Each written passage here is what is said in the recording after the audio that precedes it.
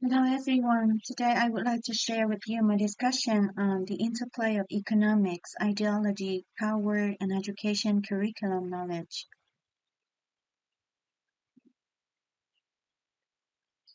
So here is the list of readings um, that I covered for this discussion.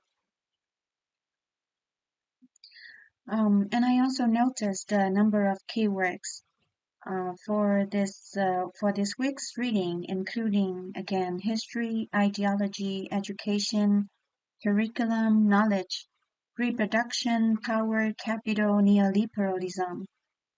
So the readings help me to better understand how economic, social, cultural reproduction happen, especially as a logical necessity for a continued maintenance of an unequal social order, especially through the school, which plays an active role through its socialization and knowledge transmission in order to perpetuate such reproduction.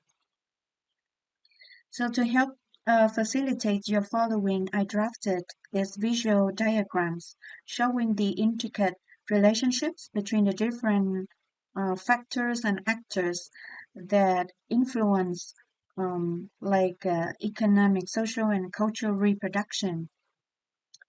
So, power relations, by power relations, I mean the power held and wielded by the dominant group, especially those with power in the political arena. So, driven by their economic ends, the dominant group tends to always have different kinds of tools and technologies, such as ideology, in order to maintain the power in a society. And one example of such ideology is neoliberalism. So, according to Savage, um, uh, neoliberalism refers to ways of governing society that emphasize the central role of markets and advocate for minimal state involvement and intervention in market processes. And Savage also portrays the different ways that neoliberalism influences education, schooling, and curriculum through the market, economic, and market-based strategies such as quasi-marketization, economization, commercialization, etc. And through these strategies, then the products of schooling and curriculum as different forms of knowledge with different statuses. We have high status knowledge versus low status knowledge, and different groups of people. So usually those with privilege will have more opportunity to access the high status knowledge, and then um, the different, especially unequal access to, to different forms of knowledge will continue to shape the divisions of labor and other social relations in a society, from which emerge inequalities, marginalization, and different forms of oppression. Um, So Apple gave one example. Apple in 2007 gave an example, a policy or initiative called No Child Left Behind, which is also informed by neoliberalism. So this initiative legislation is couched in simply progressive language, but advancing key elements of the neoliberal and neoconservative agendas. And there are some involved components like testing and accountability and a larger agenda of privatization and marketization.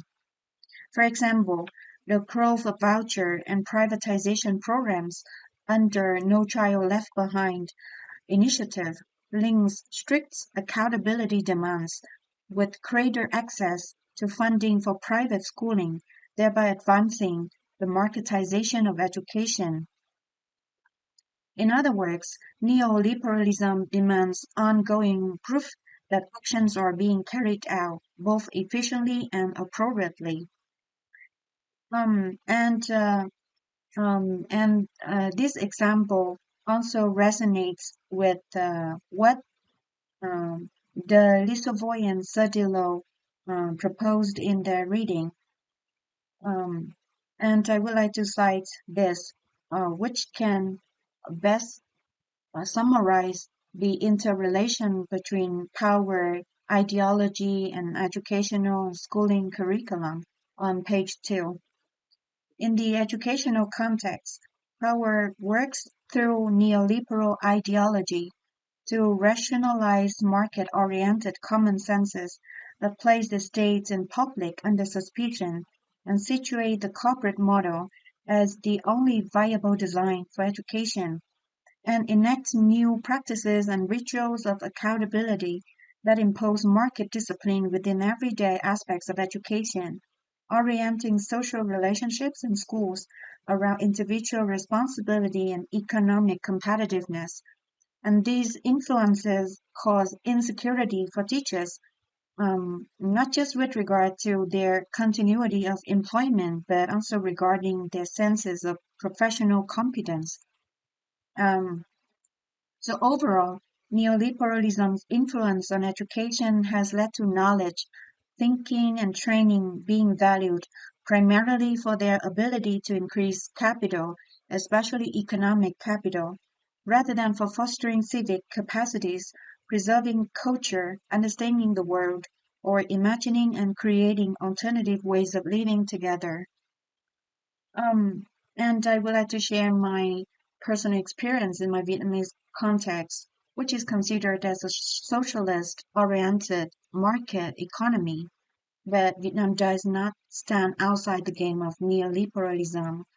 And based on the reading by Savage, I noticed some indicators, some manifestations of neoliberalism in Vietnamese education. So we also, so our education is also closely tied to the audit culture. And in Vietnam, there are 10 foreign educational accreditation organizations such as FIPA or AUNQA from different countries like the US, the UK, Germany, etc. There is also a sign of quasi-marketization of public schools as well, um, with the continuous and existing control of the government and the Communist Party. Then the schools have more marketing strategies in order to attract the students. They compete against each other to influence the parents' school choice.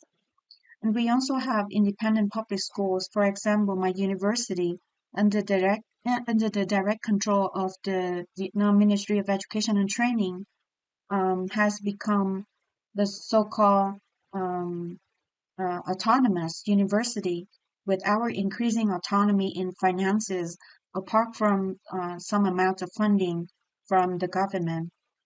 And Vietnam also witnesses booming education businesses like Pearson, Oxford, and Macmillan, which heavily influence the production of English textbooks and teaching and learning.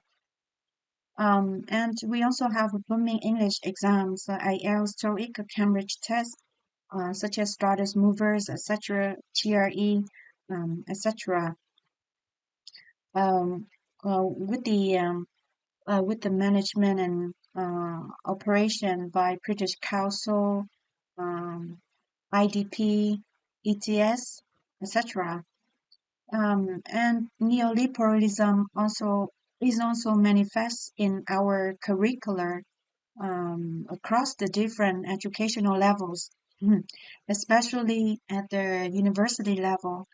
So we also have an expansion of applied and vocational curricular and competency-based curricular with the integration of 21st century skills, such as problem solving, critical thinking, teamwork, communication skills, etc.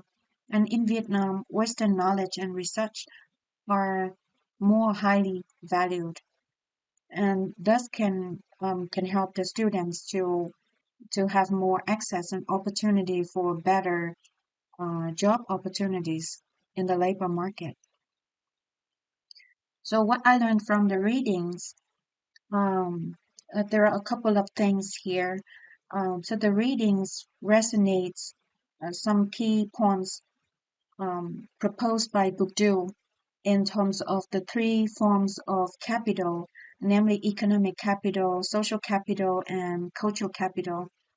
So the first thing is the different types of capital can be derived from economic capital, or economic capital is at the root of all the other types of capital, and forms of capital can be convertible into each other, as as you can see in my visual diagram. And second, economic and market-based strategies are the technologies for social reproduction regarding the power relations, other social relations, and divisions of labor in a society, and cultural reproduction in terms of the coloniality of curriculum, education, and knowledge.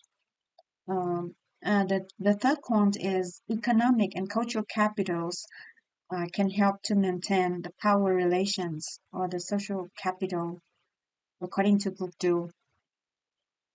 Last but not least, to my understanding, although the readings do not cover much what ideology is or is not, um, but I think any ideology has its own historical development and its underlying assumptions and manifestations in different aspects of our life, especially in education, schooling, and its own purposes.